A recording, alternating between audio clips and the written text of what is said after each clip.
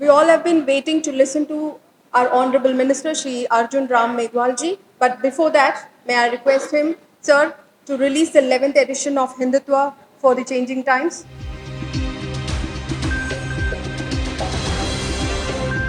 Now I request our Honorable Minister to deliver his address. Hindutva for the changing times, जो अभी अभी हमने इसका लोकार्पण किया और उस पर एक सेमिनार आयोजित हुई है आज, हिंदुत्व द यूनिफाइंग फोर्स, और उसके लिए सजा हुआ मंच पर बैठे हुए हमारे डॉक्टर सच्चिदानंद जोशी जी, जो मेंबर सेक्रेटरी हैं इंदिरा गांधी राष्ट्रीय कला केंद्र के, IGNC, ये मिनिस्ट्री ऑफ कल्चर से जुड़ा हुआ एक ऑर्गेनाइजेशन है जो साहित्य और बहुत से क्षेत्रों में अच्छा काम भी कर रहे हैं। हमारे जोशी जी, हमारे श्री नंद कुमार जी, ये बुक के ऑथर ही नहीं है, ये ज्ञान के भंडार भी हैं। पूरा नॉलेज पावर हम इनको कह सकते हैं। ऐसे हमारे आदरणीय जे नंद कुमार जी, भारतीय जनता पार्टी के नेशनल स्पोर्ट्स पर्सन श्री गुरु प्रकाश पासवान जी, ये भी बहुत विद्वान हमारे साथी आज मंच पर हैं। श्री दत्तन जी, जो इंडस स्क्रॉल जो जिनके वो मालिक हैं, वो भी मंच पर हैं। सामने सभी प्रबुद्धजन, मातृशक्ति और पत्रकार साथी,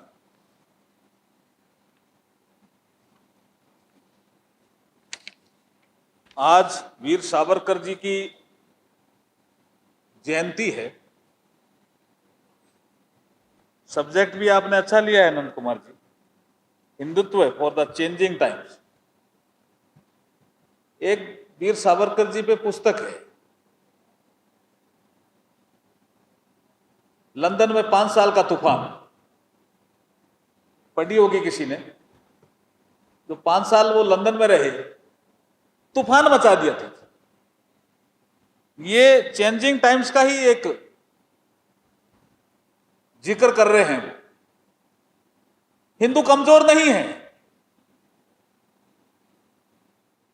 दया का सागर होना, सत्यवादी होना कमजोरी की निशानी नहीं है। ये लंदन में बोल रहे हैं। वो 5 साल का इतिहास पढ़ेंगे तो लगेगा कि इन्होंने तूफान मचा दिया। तो गांधी जी को लगा कौन है आदमी, तो मिलने गए थे, आपको ध्यान आ रहा है ना। वो उसमें वो लोग, कुछ लोग उसकी आलोचना भी कर रहे हैं। उन्होंने कहा मैं ऐसे ताकतवर होना चाहता हूं। वो आपको तो ध्यान आ गया, जोशी जी आया ना आपको। इतनी ताकतवर होने की बात कर ली। एक और बड़ी बात उन्होंने कही, हम सेना में क्यों नहीं जा रहे हैं? सेना में भर्ती होना चाहिए हिंदुओं को। ये बहुत बड़ा अभियान वीर सावरकर जी ने चलाया। बहुत जोरदार ताली बजाकर उनका अभिनंदन करना चाहिए। उस समय सोचा उन्होंने, नहीं तो भारत कमजोर रह जाएगा, सीमा पर एक वर्ग के लोग रहेंगे, ये भारत के लिए ठीक नहीं है। ये वीर सावरकर जी हैं जी। ये चेंजिंग टाइम्स का जिक्र है जी उस समय।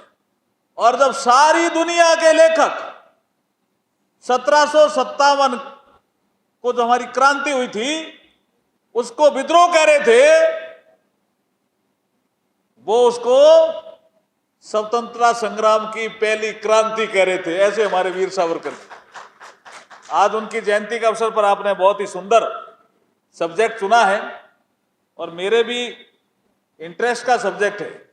लेकिन हमारे ये लोग बार बार मुझे इशारा कर रहे हैं कि भी आगरा जाना है। आगरा हमारा एक कार्यक्रम तय नहीं था, इसी कार्यक्रम में मुझे रहना था।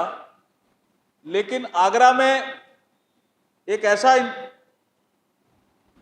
नेशनल स्तर का कार्यक्रम हो गया और नकवी साहब ने मुझे जिक्र किया हुनर हाट लगी हुई है और उसमें आप कबीर के भजन गाते हो, तो हमारे कबीर के भजनों की प्रस्तुति है मेरी वहां, तो मैं ही कलाकार हूं वहां। तो मैं नहीं जाऊंगा तब तक वो कार्यक्रम चालू नहीं होगा। इसलिए मैं आपको बार बार कह रहा था कि आप थोड़ा आगे पीछे कर सकते हैं क्या। इन्होंने कहा आगे पीछे तो नहीं करेंगे। अब एक बात कह करके कैसे चेंजिंग आ रही थी, देखिए शिकागो में विश्व धर्म पार्लियामेंट, यहां क्या चर्चा हो रही थी, नहीं नहीं नहीं हिंदू साधु तो नहीं जाएंगे क्योंकि समुद्र पार करना पाप है, समुद्र पार करना पाप है। इसके विरोध में भी वीर सावरकर जी ने कहा ये 7 बंदियां हैं उनको तोड़िए अगर हिंदू धर्म को आगे बढ़ाना है तो। आपको याद आ रहा है? सप्त सप्त सप्तबंदी, उसमें समुद्र पार भी है, जाति बंधन भी है, कई चीजें हैं। बहुत चेंजिंग लाने में वीर सावरकर जी का बहुत बड़ा योगदान है। बहुत उपयुक्त समय, उपयुक्त उनकी जयंती पे आपने बहुत उपयुक्त सब्जेक्ट पे कार्यक्रम किया है, क्योंकि आपको सबको पता है आजकल कुछ लोग कहते हैं I am Hindu but I am not Hindutva, ऐसा कहते हैं, जिसमें प्रकाश डालेंगे गुरु प्रकाश जी। लोग पूछते भी इसमें फर्क क्या है, तो बता नहीं